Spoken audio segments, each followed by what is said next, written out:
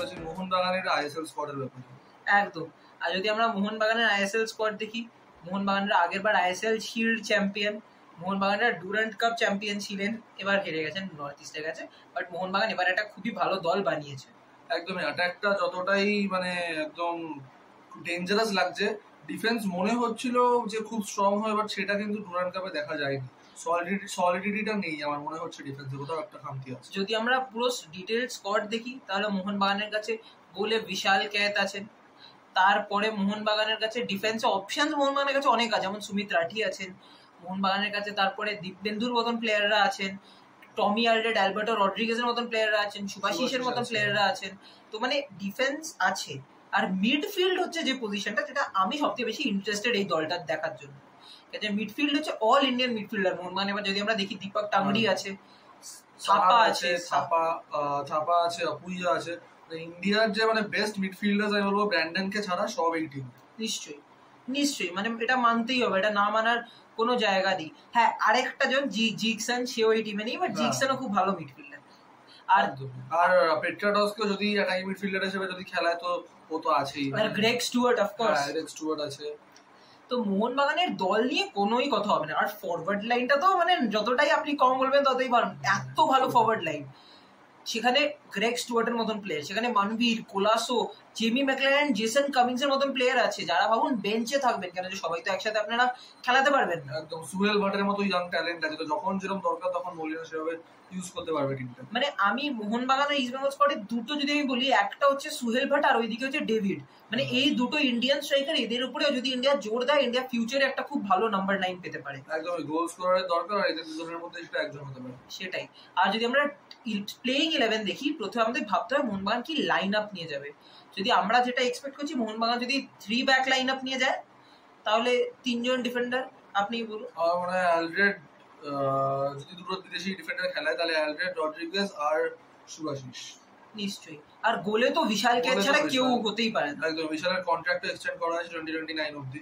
এবার যদি আপনারা ডিফেন্সে দুটো বিদেশি খেলায়, তাহলে আমরা আর টিমে খালি দুটোই বিদেশি রাখতে পারবো। তো মিডফিল্ডটা যদি আমায় কেউ জিজ্ঞেস করে, আমি হোল্ডিং মিডফিল্ডার দুটো দেখবো। একটা নিশ্চয়ই আমি দেখবো আপুইয়া, আরেকটা আমি দেখবো দীপক টাংরিকে।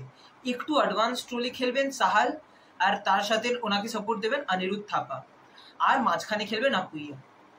আর যদি আমরা ফরওয়ার্ডের দিকে দেখি, তাহলে দিমিত্রি পেত্রাতস আর জেমি ম্যাকলারেন স্টার্ট করতে পারেন। একদম, এই টিমটা যথেষ্ট স্ট্রং মনে হচ্ছে, বাট মলিনার যে মানে আগে যে হাওয়াদের ট্যাকটিক ছিল কি গোল খাবো না বাট গোল দেবো, বাট এরা এখন মানে দুটো গোল খেলে 3টে গোল দিতে পারবে এরকম একটা টিম বানিয়েছে। তো ডিফেন্সটাকে যদি আরেকটু স্ট্রং করতে পারে, যদি মানে ট্রেনিং সেশনস এর নতুন কোনো গেম প্ল্যান বানিয়ে সেটা করতে পারে, তাহলে টিমটার জন্য খুবই ভালো। মানে আমি যেটা বললাম আগের দিন ইস্ট বেঙ্গলের যে ইস্ট বেঙ্গলেরও যে অসুবিধা রয়েছে, ওটা ইন্টেন্সিটি। ইস্ট বেঙ্গল মানে যখন খেলে, মানে যখন মানে মেন ম্যাচটা চলে, তখন ইস্ট বেঙ্গল খুব ইন্টেন্সিটি নিয়ে খেলে, সেম মোহনবাগানের জন্য।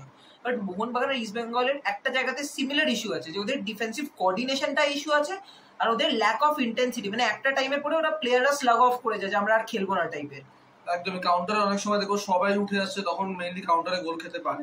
আর আগের দিন আমায় মানতে হবে যে এইবার যদি মানে সুমিত রাঠিকে অনেক চান্স দেওয়া হলো, এবার দীপবেন্দুর উপরে চান্সটা দেওয়া হলো। একদমই, যেই ম্যাচে সুভাশিস ইনজিওর ছিল, দীপবেন্দু নেমে যাওয়া খেলাটা খেলেছিল, যেসব ট্যাকলস করেছিল, যথেষ্ট ম্যাচিউরিটিটা এসছে দীপবেন্দুর মধ্যে। আর আমাকে যদি কেউ পার্সোনালি জিজ্ঞেস করে, আশিস রায়ের থেকেও কিন্তু আমার দীপবেন্দুকে অনেক বেটার প্লেয়ার লাগে। সেটা কেন লাগে, সেটা হচ্ছে দীপবেন্দু মানে উনি মিডফিল্ডে উঠে খেলতে পারেন, উনি বল ক্যারি করতে পারেন, আশিস রায়ও বল ক্যারি করতে পারে, বাট দীপবেন্দুর পাসিং এবিলিটিটা বেশি। আর দীপবেন্দুর আমার রিসেন্টলি লেগেছে যে সলিডিটিটাও বেটার হয়ে গেছে আশিস রায়ের থেকে। সেটা নিশ্চয়ই, মানে দীপবেন্দু খুবই একটা ভালো প্লেয়ার। আর মোহনবাগানের মিডফিল্ড নিয়ে যদি আমরা ভাবি একটু, মোহনবাগানের একটা অল ইন্ডিয়ান মিডফিল্ড আছে। তো সেটায় মানে অল ইন্ডিয়ান ঠিক বলবো না, যাদের দিমিত্রি পেত্রাতস অ্যাটাকিং মিডফিল্ডে খেলতে পারে না, দিমিত্রি আর সাহালি খেলবেন, আর মাঝখানে আপুইয়া, টাংরি আর থাপা খেলবেন। তো যদি আমরা সেটাও ভেবে যাই, তাহলেও মোহনবাগানের মিডফিল্ডে একটু কয়েকটা ইস্যু হতে পারে, কেন যেহেতু একটা ডিফেন্সিভ মিডফিল্ডে বিদেশি নেই। সেটা আমি বলছি না যে বিদেশিরাই খুব ভালো খেলবে, দেশিরা ভালো খেলবে না, কিন্তু একটা ব্যাপার রয়ে যাবে ওখানে।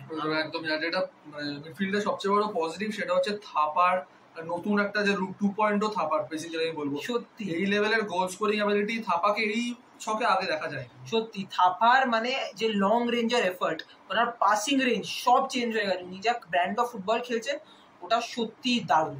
একদমই, লাস্ট ইয়ার মোহনবাগানের জন্য মানে অতটাও ভালো খেলেনি, বাট এই ইয়ার যা ইমপ্রুভমেন্ট করেছে সেটা মোহনবাগানই হোক বা ইন্ডিয়া টিমের জন্যই হোক, দুটোতেই খুব জরুরি ছিল। আর যদি আমায় একজন জিজ্ঞেস করেন যে একজনের খেলা যাকে আপনি আরো ইমপ্রুভ করা হতে দেখতে চান, সেটা হচ্ছে সাহালের খেলা ইদানিং দিনে আমার একদমই ভালো লাগেনি। সাহাল মানছি আমি ডুরান্ড ফাইনালে গোলটা মেরেছে, ভালো ফিনিশ দিয়েছেন, বাট সেটা ছাড়া সাহালের কোনো ইম্প্যাক্ট দেখা যায়নি পুরো এই টুর্নামেন্টে। এটা আমিও মানবো, লাস্ট ইয়ারও যে আহামরি এমন কিছু খেলেছে সেটা না, সাহালকে আরো ইমপ্রুভ করতে হবে। সাহালকে যে প্রাইস দিয়ে মোহনবাগান এনেছিল কেরালা থেকে, ওটা সাহাল মোটেও জাস্টিফাই করেনি। এবার নিশ্চয়ই সাহালের কাছে সময় আছে, ওনার কন্ট্রাক্টে সময় আছে, আর বিশালকে 2029 অব্দি কন্ট্রাক্ট সাইন করেছেন, তো নিশ্চয়ই আশা করছি যে এখন সাহালেরও কন্ট্রাক্টটা এক্সটেন্ড হবে, কেন সাহাল যথেষ্ট একটা ভালো প্লেয়ার।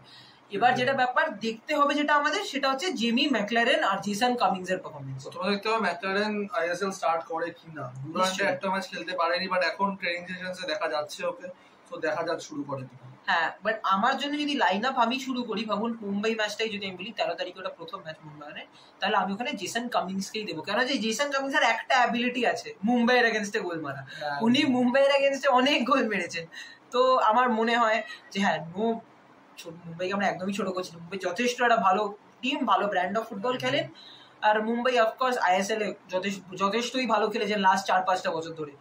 তো বাট জেসন কামিংস এর ওটা একটা ওই ব্যাপার আছেই যে মুম্বাইয়ের এগেনস্টে গোল মারা। ম্যাকলারেনকে মুম্বাইয়ের মতো অত টাফ ম্যাচে স্টার্ট না দিয়ে আমার মনে হয় সব টিমই এবার ভালো, বাট একটু কম্পারেটিভলি মুম্বাই থেকে এক্স্যাক্টলি, মানে যদি আমরা ভাবুন চেন্নাইয়ের ম্যাচই দেখি, বা ধরে নিন মোহামেডান, এইসব টিমগুলো পেরে যারা নতুন এসছে, চেন্নাই নতুন না মানে বলছি আর কি, যে ওরকম একটু হালকা ম্যাচে যদি স্টার্ট করে তাহলেও ইন্টেন্সিটিটা বুঝতে পারবে আস্তে ধীরে। যে ফাট করে মুম্বাইয়ের ম্যাচ, যে ম্যাচটা মানে সবাই জানি যে মানে একদম পুরো মাঠ ভর্তি থাকবে, সবাই ওই ম্যাচটা দিকে চোখ রাখবে, কারণ ওটা হচ্ছে ইন্ডিয়ান এল ক্লাসিকো, এটা আমি বলতেই পারি। ওই ম্যাচটাই ইন্ডিয়ার সব থেকে বড় ম্যাচ, কেন যে ওই ম্যাচটায় যে দুটো টিম যে কোনো দিন যে কোনো টিমকে হারাতে পারে। একদম। আর যেটা আমি বলবো, মোহনবাগানের সবচেয়ে কনসিস্টেন্ট প্লেয়ার আমার মতে ওভার দ্য সিজন হচ্ছে লিস্টন কুরাসো। মানতেই হবে। আর ইদানিং দিনে আমার মানভীরেরও পারফরমেন্স খুবই একদম মানে আপ টু দ্য মার্ক লাগেনি। যদি আমরা এবার ইন্টারকন্টিনেন্টাল কাপও দেখি, মরিশিয়াসের এগেইনস্টে এটা মানভীর কি খেললো। হ্যাঁ, আর মানভীরের পাসিং ও আগের থেকে পাসিং রান, মানে যে রানগুলো বানাচ্ছে আগের থেকে অনেকটাই পড়েছে। আমার মনে হচ্ছে ট্রেনিং যত যাবে, মানে মরিনাও সবে এসছে, একটু অ্যাডজাস্ট হতে সময় লাগছে, সেটা ঠিক হয়ে গেলে যদি ঠিক হয়ে যেতে পারে ভালো। বাট কোলাচো নিজেকে খুব ভালোভাবে অ্যাডজাস্ট করেছে, সেই লং রেঞ্জের শটস মারছে, সেরকম ক্রস দিচ্ছে, ফাইনালে যে মানে গোলটা পুরো বসিয়ে মানে বানিয়ে দিয়েছিল যে সাল ফিনিশ। হ্যাঁ সত্যি।